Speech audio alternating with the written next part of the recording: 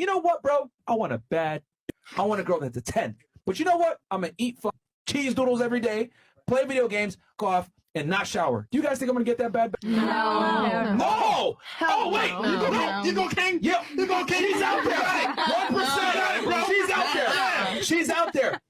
Would y'all say I'm stupid and delusional? Mad delusional. I think we live in a crazy system of dating. There's women that believe that they can give as little as possible, as minimal as possible, and men are expected to fund their entire life. Pay bill, rent, car payments. It's a system where women can take and take and take, but when asked to give, men are met with a lot of hesitation or downright refusal.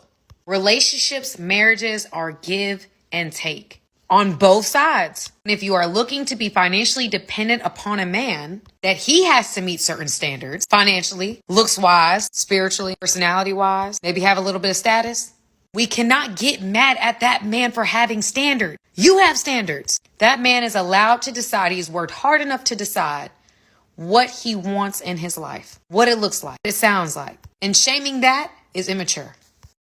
Slowly, women are waking up to the fact that they are parasites. Hypergamy. When a woman is hypergamous, she waits to see if she can change or find a high-value man who values her even more after she finds a compatible partner. She might also monkey brunch to a possibly more valuable man while she's with you, if you're lucky. She's constantly telling herself that she can do better while she's with you, and she'll always be looking for a better man. You shouldn't be surprised by this because it's no. That's the right answer. If you have a goal and she respects you and thinks you have other options and shares your goals, she will stick with you.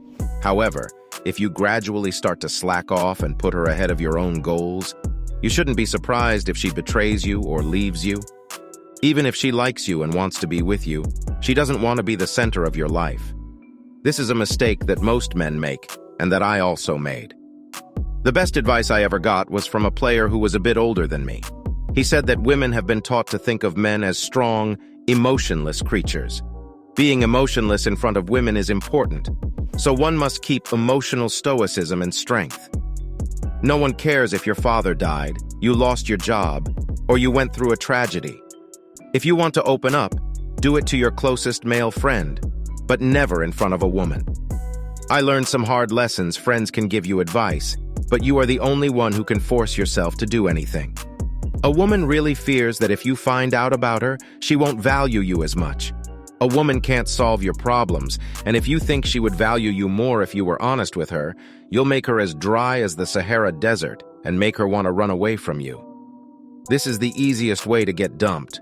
Most women only have short-term relationships. If you want to marry one of them, you are a fool. Even though she was abused by several bad guys when she was young, you still want her. You will never be able to win over most women because they become emotionally scarred feminists who hate men. This is why her expectations are higher now. But she has seen everything. A girl will only choose a bad guy. Once she's had her fair share of fun, she'll accuse those bad boys of being toxic. It's a common misconception that women are respectable and that once they get married, they'll be submissive to their husbands until the day they die. However, women are some of the best players out there, preying on the better men who have had their fair share of fun in college. Finally, they got married, but she didn't marry the bad boy. Either he didn't stick around, he wasn't rich, or she was afraid of what people would think of her if she was with him. She secretly wishes she could have everything, and that her husband would be as unpredictable as her ex. As a result, she marries the unimpressive mice man who will pay for all of her expenses, but with whom she will never truly fall in love. Now, a lot of women think they should be in the top 1% of men because of how pretty they are. Simpson likes them a lot. A lot of women think they have a high-value man because of social media and other things, like how pretty they are. However, many of these women lack femininity, morals, and real respect for men. The only thing they have going for them is that they are physically attractive. There is nothing else. The drama and emotional roller coaster that alpha males provide, and the money and focus that beta males provide. If a man gives a woman nothing of value, she will hate him.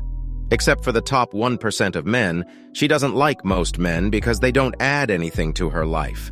The truth is that a guy with more wealth status and good looks will always be available, no matter how much you improve yourself.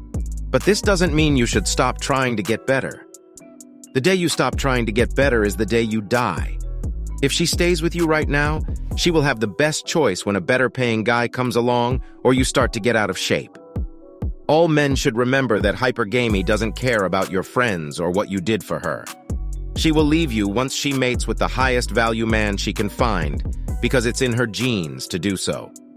This is the brutal red pill truth, and no matter how horrifying it is to you, you must accept it.